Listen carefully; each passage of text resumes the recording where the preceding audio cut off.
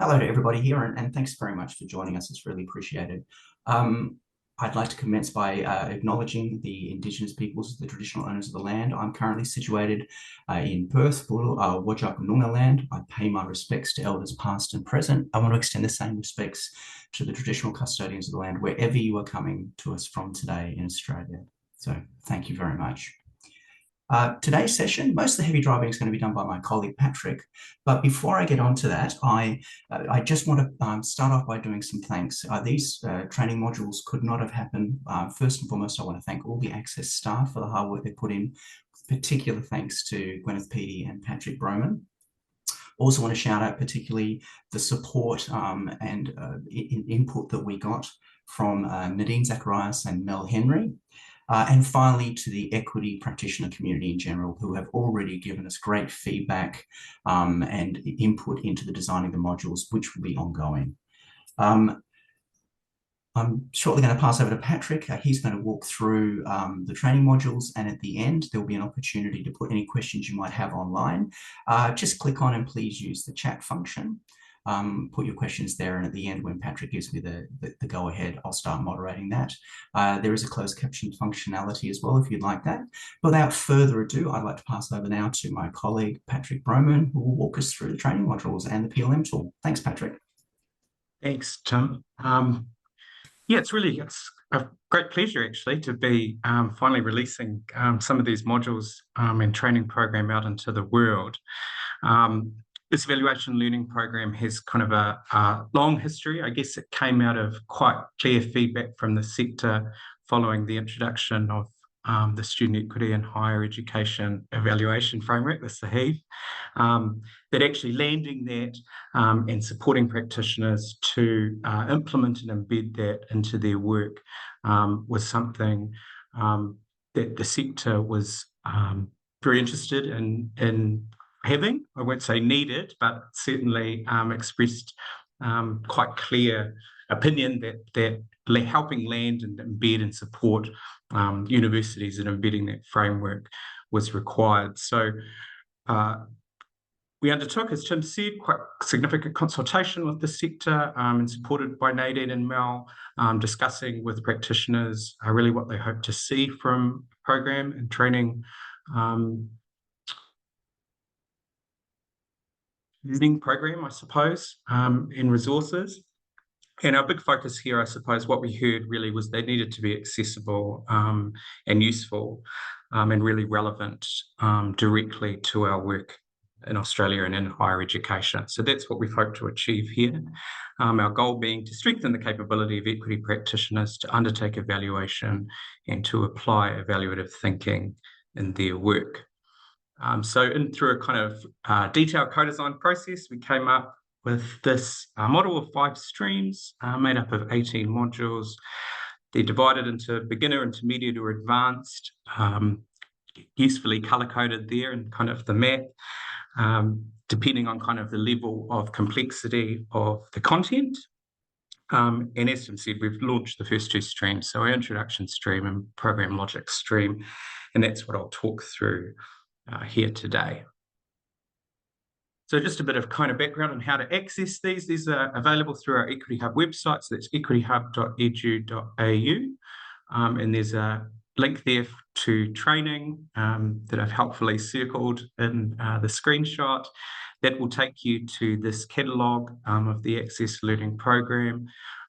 You'll see 2 of those listings there available for enrolment. Clicking on a listing will take you to that page in the Curtin credentials system and enable you to enroll. Just a kind of useful note there, I suppose, is that bulk enrolment is available. So for a manager, for example, or someone interested in their whole team undertaking 1 or more streams, it's possible to use that link to send emails into emails of staff and invite them to enroll. So that will come to them via email. Clicking on that enrolment link, there's just a fairly simple form for you to fill out to enroll into the course. And that will allow you to enter the student dashboard in the Canvas system. So from there, you can begin the course. And I've just kind of provided here a kind of screenshot of an initial view of what a module looks like into Canvas once you've entered that course. There's a next button, you just click through, I suppose, the module, the contents there arranged into pages. You can use that modules link in the left there in the menu to navigate through the stream. And there's also the My Credential link. So just an important part of this course and through our approach here is that the learning that you undertake will be able to be recognised through a badge, a Canvas badge. That's how you'd enter that through that My Credential. We've just set it up so that engaging with all the content and moving your way through each stream will enable you or award you a badge and recognition of that learning or that knowledge. So there's the details of the badge available there, and there's a link there that you could use to share that into social media and LinkedIn, for example, in your certifications and licenses, for example.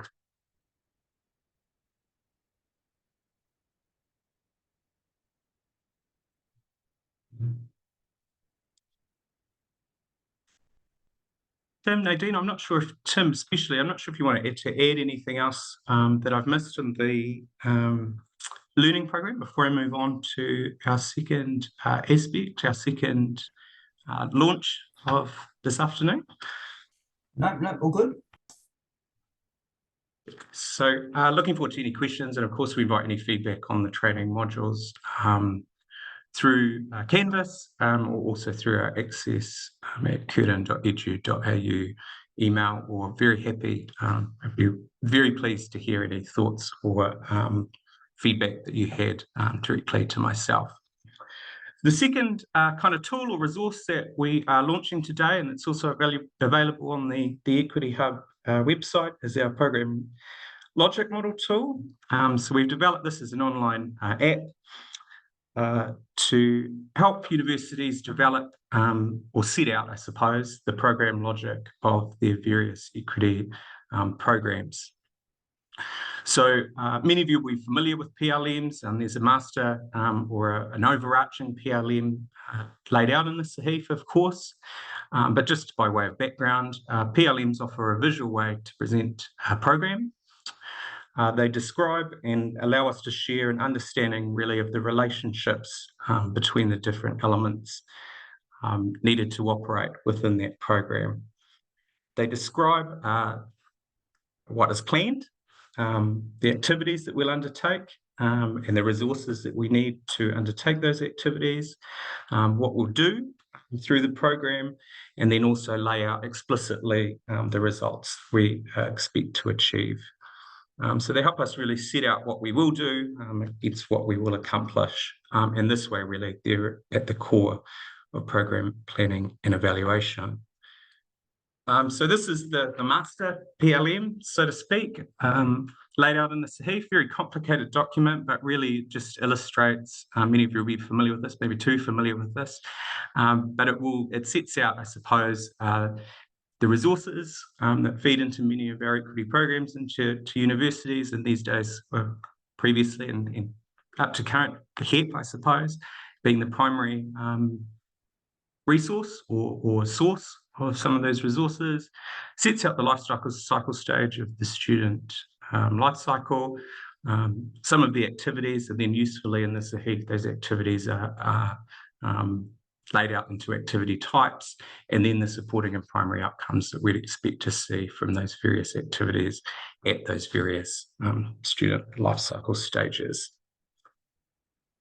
So just to note, I suppose, there that the SAHIF lays out, and this is one of the key elements, I suppose, of the SAHIF, is this master PLM, but also quite clearly recommends that universities complete program logic for individual programs that again sets out the activities that they will undertake within that program and the supporting outcomes and primary outcomes aligned to this master PLM that you expect to achieve. And many of you will be well familiar with PLMs and have completed them or work on them for your programs.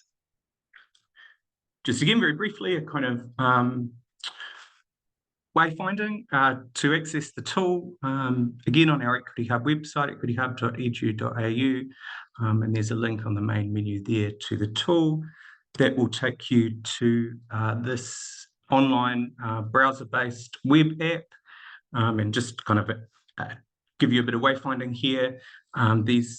Each of these columns allow you to enter the resources, activities, outputs, the outcomes you're expected to achieve. You can choose the life cycle stage of your program, the primary life cycle stage that your program or activity is working at, and that will align it directly with the master PLM. So some of those outcomes that are defined by, I suppose, the nature of equity funding. Clicking on the edit button there allows you to enter the title, give a description or a situation statement, problem statement, describing kind of the background and broader overarching themes of your program. Allows you to select the student lifecycle stage, and also allows you to upload an image. So the resulting PLM we branded, for example, with your university logo. You can also, through that file menu on the top right, download, export a version of the PLM once completed, and then re-upload it through here. So as programs change and evolve, or you need to edit the PLM, or you realize there's elements missing or need refinement, you can come back to that PLM.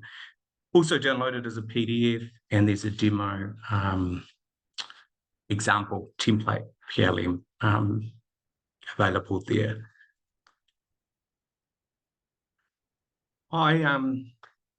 As an evaluator, I'm very kind of wedded to program logics, but I think, is Nadine on the call? You know, Nadine Nadine has done the most probably work of anyone in the sector working on program logics with colleagues. I wonder if you wanted to speak to the benefits, I suppose, of logics, Nadine. For sure. Thank you, Patrick. I'm the supporter-in-chief of program logic models. They have literally changed my life, right? Like there's professional Nadine before program logic model, and there is professional Nadine after program logic models. So yes, so I also like, I really applaud ACSES. I wanted to say this at the end, but I can't wait. Like I really applaud ACSES for doing this work, Patrick and Gwyneth in particular, but also the leadership, Tim Shamit, you know, like for making this a real core element of the, you know, like relaunched ACSES Center. We have literally, it's not an overstatement, you know, we've waited for this for a long time as practitioners, and now to see it here and in such a sophisticated way, it's just brilliant.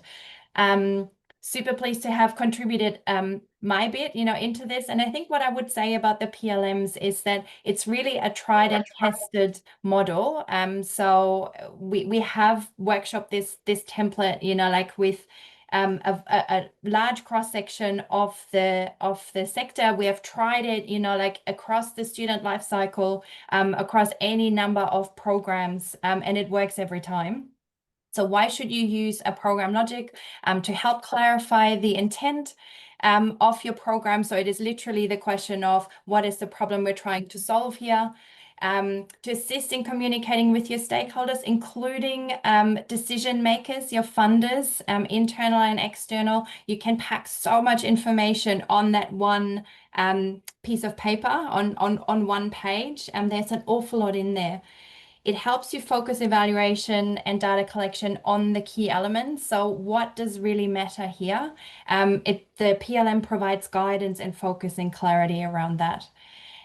Mapping resources and actions against key outcomes. That is sort of, to me, the magic of the PLM. As practitioners, we are so across what goes into making a program successful and the activities we're running, and to an extent the outputs, you know, who shows up to our workshops, who engages in our programs, but we are much less traditionally interested and focused on what happens next. And so they are the key outcomes. That's what the PLM focuses us to do. It's really to go from input and activity to outcomes. And you do that through those logic chains that are being set out in a PLM. And then really to understand and what resources are required.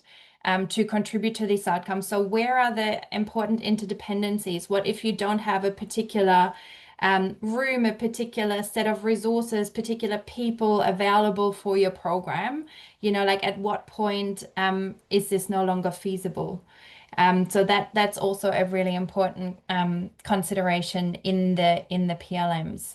So yes, if you haven't, I know many of you have used them, and I hope you find the tool, you know, like the online tool, helpful in bringing everything together on the same page. But if you haven't used Program Logic in your institution before, I really encourage you to engage both with the learning materials and these two introductory streams. The introductory and the Program Logic model stream really steps you through in very explicit ways how you approach a Program Logic model, how you write a situation statement, how you identify your outcomes, and work with the master logic that Patrick has just introduced you to.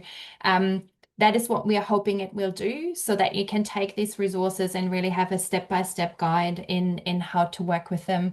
And of course, you know, if you get stuck, give Patrick a call.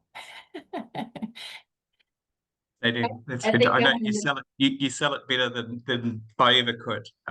Yeah, fantastic. And as Nadine said, one of the streams that we have introduced relates explicitly to Program Logic, so that will and helped and supported and guided by Nadine through that learning, help step you through that Program Logic model framework or approach for each of your programs. And yeah, it really is the key element to successful continuous quality improvement, data collection and evaluation, because it sets out explicitly working together, I guess, as a team and as a unit, what you're hoping to achieve through that program, and then helps you think about how you might approach measuring, quantifying, and assessing the impact of that. So that's it for me, all from me on the programs. I really encourage you to give both of these tools a try. And as I say, very, very happy to hear feedback on them and hear how you get on, but also very happy to open up for questions, and I'll pass on to Tim to lead us. Many thanks. So as I mentioned, please use the chat function to put in any questions. I just want to just do a brief sum up, and we also have some pre-asked questions when people register. The first thing I just really want to stress is that this to me is the heart of what we're trying to do. Just in preparation for this, many of you know that we also fund trials and impact evaluations where we provide funding to universities. We go in, we do impact evaluations with them. The results are publicly available, which means that people can learn from them. These are really important. These are really fundamental and a big part of what we're doing. But just to kind of like set the context, we look like we're going to end up doing about 23, 24 trials. That kind of like in terms of our capacity, in terms of our budget, in terms of, you know, the format is what we're going to do. You've got about 40 universities out there. So just over half the universities technically represented. And like I say, whilst that's important, that pales in my mind into the insignificance of universities and equity practitioners doing their own evaluations. And it's the classic old cliche, but it is true. If you give a person a fish, they eat for a week. You teach them to fish, they eat for the rest of their life. And that's what we're trying to do. The more the equity practitioners, the universities are conducting their own evaluations, the more empowered they are, the more responsive they are to their student needs. And we can just do so much more as a community than ACSES can do coming in and doing it for you. So we'll continue to do that, but I think this is really fundamental to what we're trying to do. And I really encourage you to engage with these learning materials, to share them with your colleagues, and to promote them widely. I've done the first two program modules, and I'm a slow learner, and I love them, and I thought they were really interactive. So please, if I can do it, you all can. So while we're waiting for anybody to put some chats on, like I say, we did get a couple of questions before. So I'll just go through in the order that I'll give them. One question was, what use will this be to lecturers? Kind of the direct answer to that is, this isn't designed as a teaching and learning tool. This isn't designed directly for lecturers within the classroom. It's designed for people to evaluate programs specifically designed to support students. But I did want to say this, and people that have heard me speak before would have heard me talk about this. I think that one of the most underlooked areas in areas of equity support is what happens inside the classroom. The majority of what we do happens outside the classroom. And these are all really important things. They're university outreach programs, they're mentoring programs, they're financial support. But the importance of teaching inclusively in the classroom, understanding who your student cohort is, and providing targeted teaching and learning strategies to support these students is fundamental to equity in higher education. And as you consider to do that, then these training resources will give you a framework by which you can evaluate and work out whether or not they're actually having the impact that you want them to do. So that was one question I got. The other question that was put in was saying, now that HEP is being wrapped up and the MBF is starting, what is the future of the SAHIF? And that was 3 acronyms in there. So just really quickly, in case some people here aren't aware, HEP, Higher Education Partnerships for Program Funding, Participation. See, I get the P's wrong. I'm already over it. I've already moved on. But that was the old mechanism by which government used to fund universities to give them money to do these supporting programs. That's going to be replaced as of 26-27 with needs-based funding. Those 2 acronyms. All you need to know is there was an old way universities used to get money from the government to support students with equity. Now there's a different way. The SAHIF, the Student Equity in Higher Education Evaluation Framework, was a tool designed by the Institute of Social Science Research at UQ, and it was to help equity practitioners to say, okay, how do I think more evaluatively? How do I engage in evaluative thinking and design things like program PLMs, etc. The language, some of the language in the SAHIF is very specific to HEP. But the point is that the remaining 90% of the SAHIF is fundamentally still absolutely core to evaluation. All these things about the master project, the master PLM, understanding and breaking down how you support the students in their life cycle stages. Is this pre-university? Is this about participation and success? Is it about transition out? Breaking things down to, is this an activity? Is this finance? Is this a resource, etc.? All of that remains. So you will see in our training modules that we do refer to the SAHIF, and we do keep referring to it as we list a number of key resources as extracurricular educational resources, but we constantly return to the SAHIF because of its fundamental importance. So for those of you who are really in the know and it's like, there's no HEP, there's now NBF, and what's going to happen to the SAHIF? The SAHIF in its current form is still absolutely fit for purpose and driving much of the evaluative thinking. This wasn't a question, but I just wanted to reiterate what Patrick said. We will, in terms of feedback, we absolutely want feedback from the users of this training modules. We want to get your feedback. We are looking into having an actual formal feedback loop within the modules, but in the meantime, the ways in which you can provide feedback. For those of you that are already part of our community of practice of equity evaluators, you can use the COP to provide that feedback. And if you're not a member of the community of practice, please do join. Alternatively, you can contact Patrick directly and give him feedback. And if all else fails, just use the generic ACSES email and just clearly label it that it's about feedback, and it will find its way to myself or Patrick, and we can incorporate that. The final question that was pre-done was, will this be a formal qualification? So at this stage, it's badged. And so you do get badges to acknowledge it. So it's effectively what you call non-formal learning. We are looking to have this formally credentialed. However, we did not want that to slow up its rollout, and we did not want that to overcomplicate its rollout.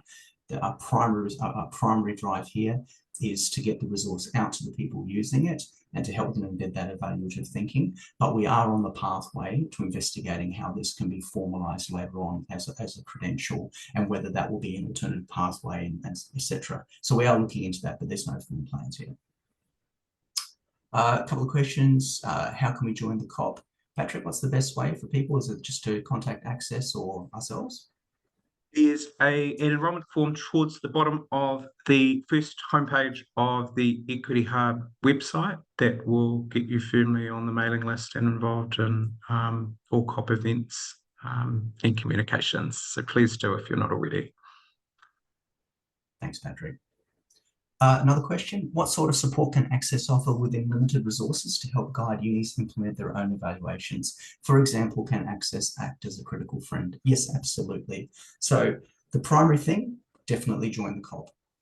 The community of practice can do that for you. We hold regular events and we use those events where universities can actually showcase. Additionally to that, we also run regular workshops and forums. Some of them are specifically designed to actually design and construct randomized control trials or quasi-experimental designs. Others are more general advice. So keep an eye on, sign up to the ACSES newsletter so that you'll get regular updates. That's another way to do it. As I said, there is a formal trial process that you can actually apply to have an independent evaluation. But there are ways within our resources, if we have the time and the capacity, between Patrick, and our colleague, Patricia Vermillion-Pierce. You can contact them, and like I say, within resources, we can provide independent oversight of certain situations. Okay, I'll just wait for it occurs to me, Tim, I didn't mention we're on the hustle and hoping to release the further streams of the program between now and the end of the year. So do keep an eye out for further releases. We'll certainly keep you updated through our usual ACSES channels, which I suspect is how you found your way here today. So keep an eye peeled. Thanks for mentioning it, Patrick. Yes, the aim is to have them all up by the end of December. Nadine? Tim, can I do a shout out to the Quiet Heroes? Sure. And they are our learning designer and technician. So Dr. Mel Henry, who, like really came up with the structure of the original concept, right, of the streams and how these modules would hang together, and was absolutely instrumental in standing up this program. And Gwyneth Petey, who is here and who did the all-important translation onto Canvas and really helped us, navigate that particular process and put it into that polished format that it now sits in. So big shout out to those two in particular who made it all happen behind the scenes and without much fanfare, and to a beautiful standard that we'll all benefit from. Thanks, Nadine. Okay, well, look, we're coming up on 10:30. This was a half-hour session scheduled. So if you feel that you've gotten everything that you need from it, please feel free to depart. Thank you very much for coming along. And like I say, please have a look at the modules, have a look at the PLM tool, and promote them widely in your communities. Myself and my colleagues will hang around for another 1 or 2 minutes in case any other questions pop up on the screen. But otherwise, please enjoy the rest of your day. Thank you. I see we have one question intending to conduct any research on those who complete and how it's impacted on their practice. That would be ideal, but would be honest, hadn't actually had any specific thoughts on that yet. That's something that we'll definitely look into. We're certainly going to be looking at, like I say, implementing a survey, a very simple survey, so that people can at least give us very specific, immediate feedback on how helpful they found it. But if you want to participate in a randomized control trial, by all means, go for it.